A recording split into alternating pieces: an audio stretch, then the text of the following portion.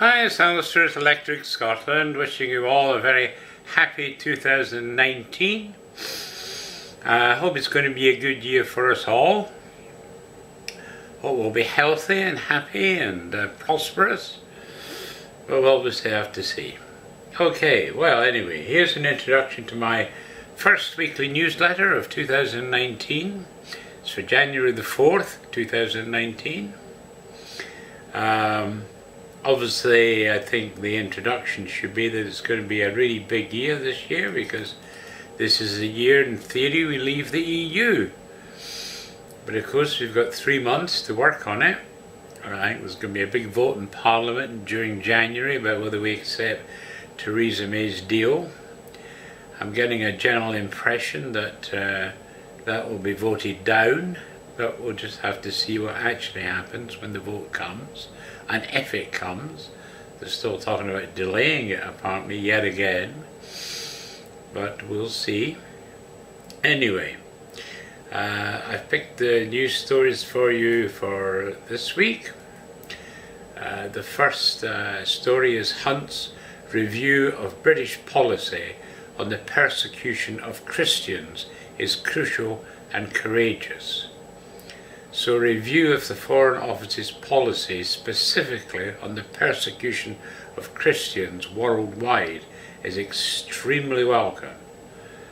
I might add here that when I was doing the newsletter of the Knights Templars, every issue, every quarterly issue I would bring stories about the persecution of Christians, literally all over the world. So I'm delighted that they're doing this, and I'm obviously going to look forward to reporting on the results of it. Okay, the next story is, despite Brexit, Britain has never been a better place to live. It will sound preposterous, but we might well have just had the best year in British history. So I'd encourage you to read that. The next story is, he may have been made a knight, but Kenny will always be king. Sir Dalglish was honoured in recognition of his services to football charity and the city of Liverpool after a long campaign. And quite right, I mean, if you read the article, you see the amount of work he did with that big Liverpool football disaster when many died. The work he did around that was just Herculean. And obviously the guy's won some of the biggest honours in football, so all in all, he's really a great guy. So again, if you want to get a motivational story, that's a good one for you. Then I picked this one up. It says, civil servant accuses ministers of Project Fear Mark III over no-deal Brexit.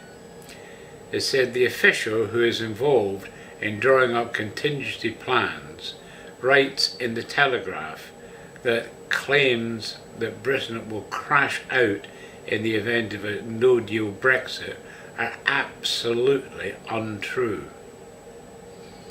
And these words of crashing out, catastrophic, I mean, that's just fear-mongering going wild.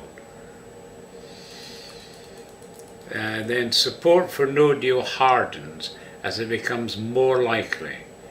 So it's hard to believe that no deal is a more popular option than, say, a Canada-style deal, the previous favourite of the survey panel's policy choices. This is from Conservative Home. Then the next story is, more young people should learn to love Auld Lang Syne. The next generation could let old anthems be forgotten, according to a new research which show Auld Lang Syne is not a New Year hit with younger listeners. Then we have US Ambassador to the UK, Johnston, warns on trade deal. Says Donald Trump's offer of a quick, massive bilateral trade deal will not be possible if Theresa May's EU withdrawal agreement is approved, the US Ambassador to the UK has warned. Then the top 40 horrors lurking in the small print of Theresa May's Brexit deal.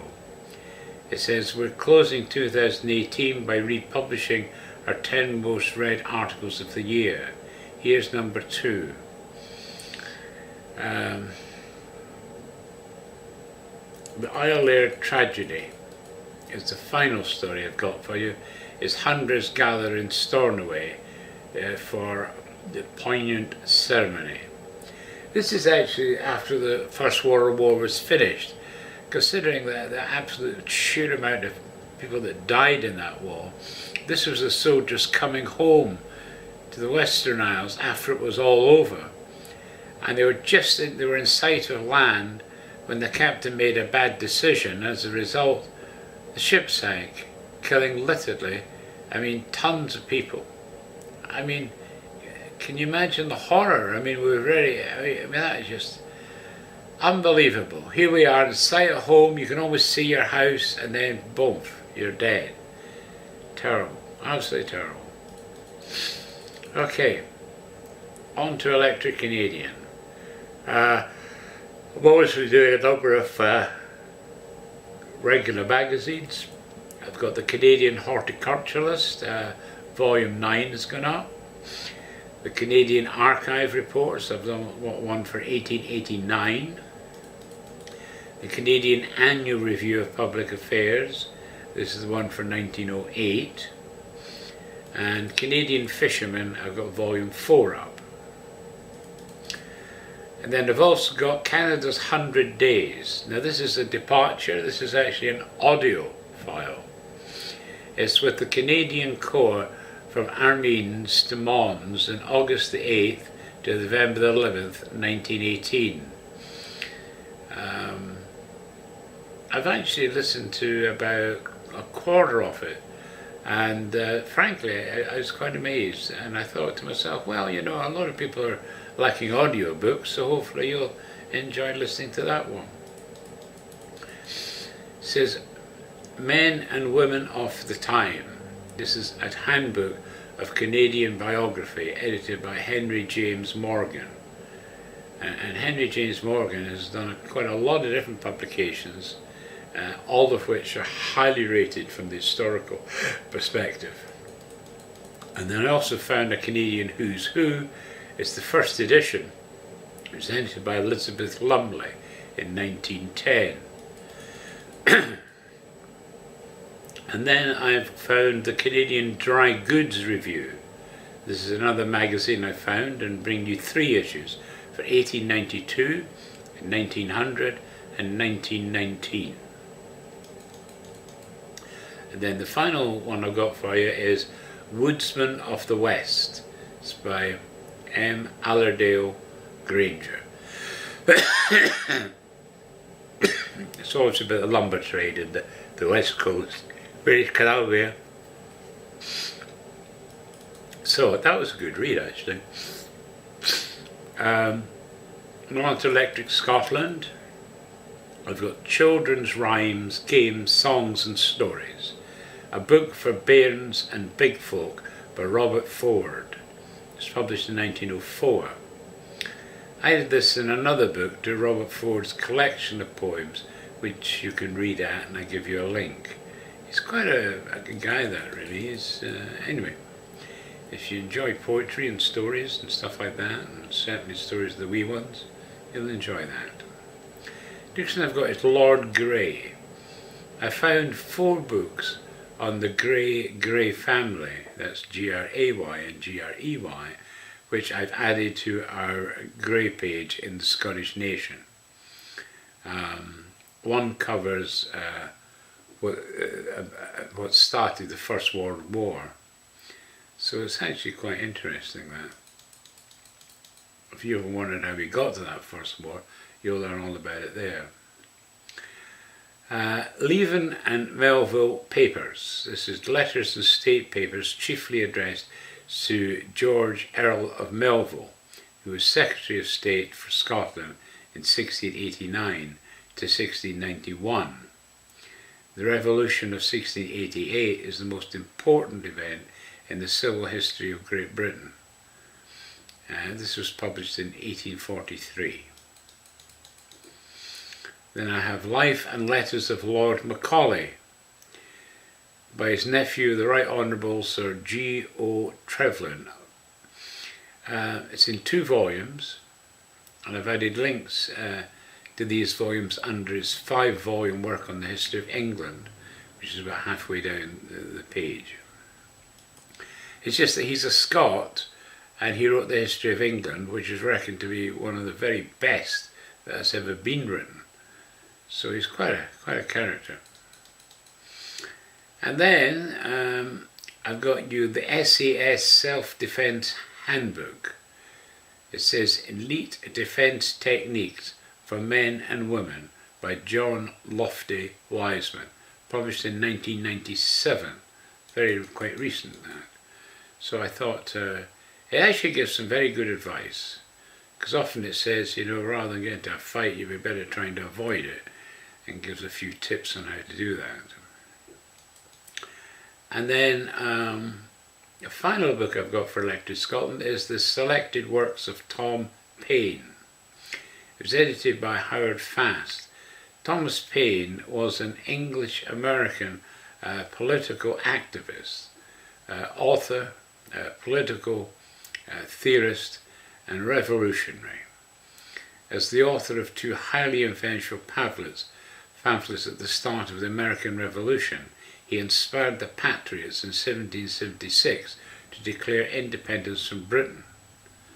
So that is pretty damn significant. So again, I put it in my American history section. So if you'd like to read about that, then you've got some good information there. Then the story this week is a longish one. I've given you the Battle of Otterburn.